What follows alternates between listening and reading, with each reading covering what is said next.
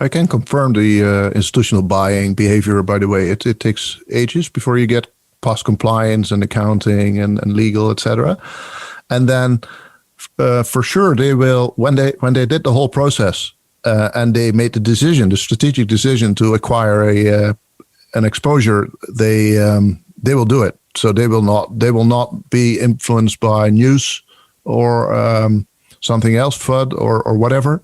They just made the decision and execute the decision, and that will take probably also days or at least weeks to acquire a big, say, $1 billion chunk of Bitcoin without moving the price. And that, by the way, is also a very interesting fact that if, for example, MicroStrategy bought like what is it, 2 billion, and he was very detailed, Michael Saylor, about how he did it.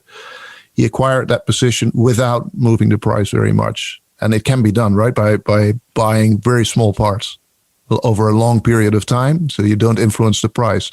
The price action that we saw last month, and especially this month, the down action, was always in the illiquid hours of the market. So it was deliberately destructive. It was not sold by someone who wanted the most dollars for his Bitcoin. It was sold at illiquid times in the market with far too big of a chunks to get a good price. So it was destructive selling, and that is very, very interesting for me. And actually, if you look at the price charts, for example, the daily chart for the last couple of months, you see that all this destructive selling, which, by the way, took place at the end of each month, strangely, all that selling was bought within 1 or 2 weeks. So it was like a V-shaped recovery within 2 weeks. And that also is, for me, a bit of a hallmark of institutional selling, that they scare people out of their positions, even liquidate. Institutional selling or buying? Buying, sorry. Yeah, buying. Because they, together with their OTC desks, scare retail and normal people out of their positions, even liquidate people out of their positions, and then buy the scraps in the weeks after it. And that is especially effective if you sell and push the price down in illiquid hours and then buy the stuff at liquid hours in small chunks. So, and that is basically what I'm seeing since January. So last 5 months.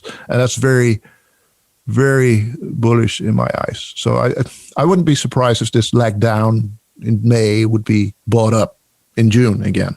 And especially since it's now the beginning of the month again, which is a pattern that has been present for 5 months already. Very interesting. Maybe random, but yeah. Are they going to do that strategy? Would they have to do it when they're buying? Would they have to buy in the derivatives market long in order to offset the selling that they're having to do in the underlying? No. They just buy spot, but small amounts, like Michael Saylor explained. So a lot of bots. Okay, I'm with you now. So they're leveraging the lack of liquidity to drive the price lower in that short term, and then they're trying to scoop up in the morning hours in New York or whatever. Right. I got you. Right, and they combine the pushing down of price with big orders in illiquid times. They combine it with FUD, so news stories that the mainstream media will talk about the day after. And this is not conspiracy. I've seen it with my own eyes. Whenever a large party buys something or wants to buy something, there's a whole playbook of how they're going to buy it, how they're going to acquire that exposure. And it goes with a communication plan. So the FUD. If you buy something, you want to buy it cheap. So you want to have FUD in the market when you buy it. And that's I think, nothing secret or... I saw a lot of people talk about this, especially the last couple of weeks. People from the scene, they recognize. I mean, Goldman Sachs, Morgan Sachs, everybody is doing this. That's why you buy those banks, right? That's what they do. They create FUD, and they create they acquire the position for you. And I guess the OTC desk, the Bitcoin OTC desks, are very professional ex investment bankers that know the play.